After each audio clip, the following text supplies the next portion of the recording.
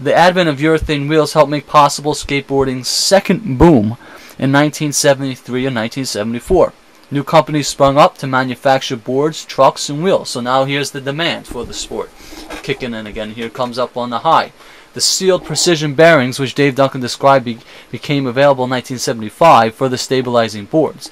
New publications such as skateboarding magazines, so now we have more businesses involved, especially in media, ran photos showing kids riding in pools, making their own ramps, and doing new, more difficult tricks.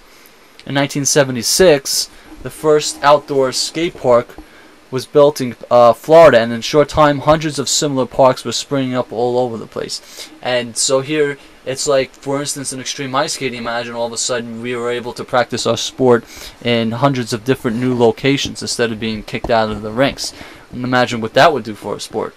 It would pick up real fast as well. And then we got a magazine to get on board with us. You can only imagine.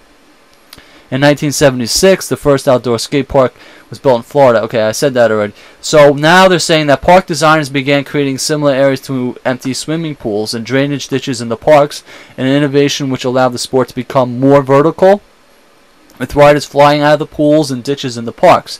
The oldest slalom style, which emulated ski racing through gates, quickly lost popularity. So the sport's becoming extreme.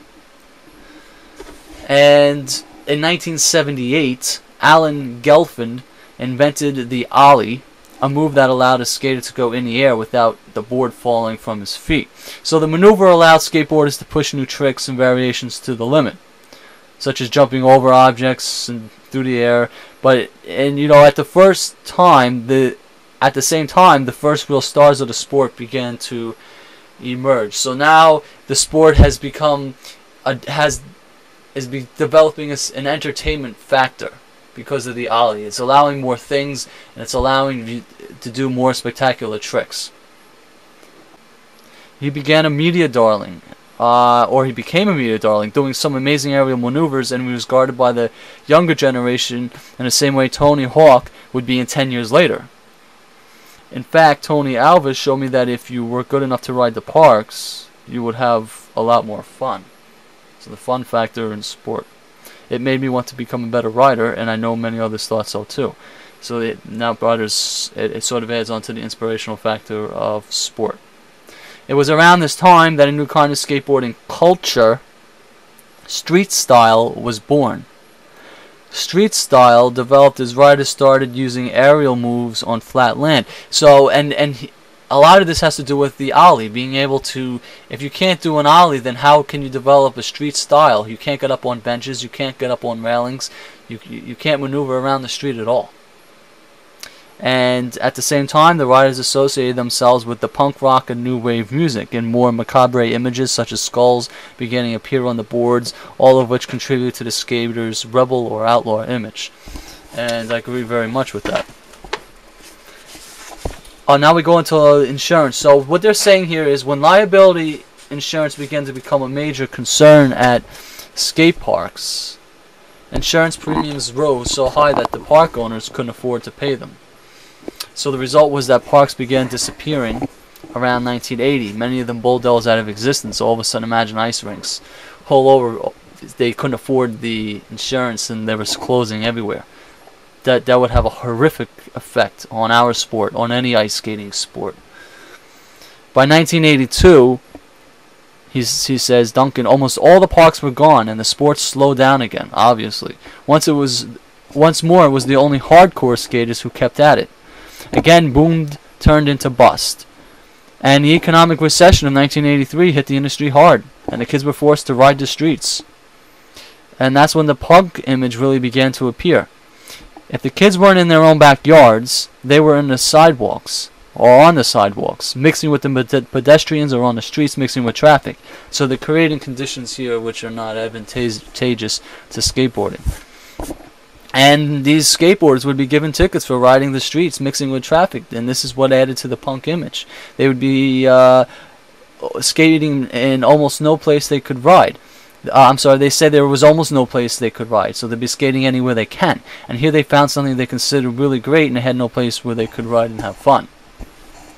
And Duncan goes on to say, well, many skaters also had a new look. They cut their hair real short as opposed to the long hair of the so-called hippies and became somewhat outlaws, Dave Duncan said. And that is obviously very true. I mean, that you could see the events preceding that. Nevertheless, a few contests continued to be held. While no one made much fuss when a young Tony Hawk won his first contest at the Delmar Skate Ranch in 1982, a time when riders had a few outlets, Hawk and others would soon have a much bigger stage on which to shine. By 1984, vert riding and street-style skating became extremely popular. So this is 1984, vert riding and street-style skating. And more riders began to compete in the halfpipe. Tony Hawk came of age during the 1980s. When another economic recession in the early 1990s slowed the progress of the sport, Dave Duncan said. So now we're all the way up into the 90s. We're into another recession, and this is in my time. I was born in 1981. I'm 30, so I remember these times now. I remember the economic recession of the early 90s. It hit hard. Dave Duncan said, well, many older skaters abandoned the sport and younger athletes took over again. And it's always the younger hardcore athletes that seem to dominate sports, and when at the worst possible time, they're the ones who save the sport, or any sport for that matter. And skateboarding once again took away the popular half pipe and back onto the streets again.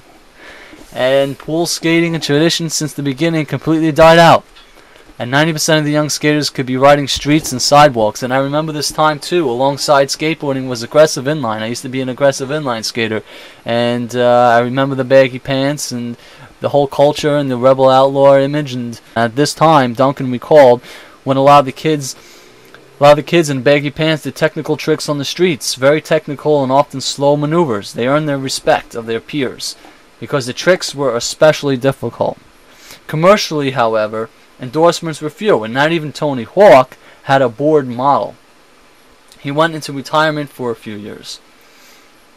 And this is the economy still bad at this time too. Nevertheless, skateboarding, the sport that wouldn't die, re-emerged in the mid-1990s, and this is when the economy began to improve.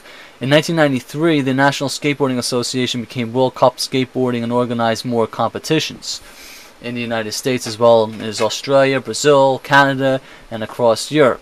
So here's competitions coming into play. 2 years later, when the X Games were held for the first time, skateboarding attracted legitimate television exposure. So now skateboarding is getting a lot of exposure on TV, which is bringing the masses into play. This was mainstream exposure at the professional level. Absolutely. With the X Games and later the Gravity Games, more prize money was offered and more corporations sponsored riders who in turn endorsed their boards and clothing, as well as such items as soft drinks and sunglasses. So a lot of merchandising, sports merchandising coming into the sport. The top pros were able to make livable incomes from skateboarding, some earning rather large amounts. The final element, one which pretty much ensured that skateboarding would not die again. So here's the important. Here's where they're preluding to something very important. Then fell into place. Dave Duncan and others led a fight to change liability laws. Again, everything comes back to insurance. Here's where they're talking about insurance, and this has to do with the United States. There was a law that was amended or included into our laws in the United States, which said that skateboarding was declared a hazardous activity, which freed city skate parks of liability. They're saying the skateboarders, now they could go back into the skate parks because the skate parks can finally afford the insurance again. They don't have to worry about anything. And the new legislation was a boom to parks. And according to Duncan, during the past 5 years, more than 1,000 skate parks have been constructed around the country. And I can probably assume that this ensued everywhere else around the world, specifically in regard to skateboarding considered a hazardous activity and insurance becoming cheap again. Exposure today, he says, is at hyper speed. We've been playing catch up for the last 20 years. Now we're finally getting the exposure we should have had all along. There's been a huge boom, and any kid who wants to learn to skate can now do it. And just to finish off, here is the last paragraph. He says, it was a long, hard battle, won perhaps only because hardcore riders refused to quit. They kept riding, and when people said they couldn't or shouldn't. They kept riding when there was no official place to ride. In other words, going onto the streets. And they kept riding when they were called outlaws or rebels. They loved their sport and eventually convinced others to try it. Because of them, the granddaddy of all board sports became a kid again. And that pretty much puts into place skateboarding.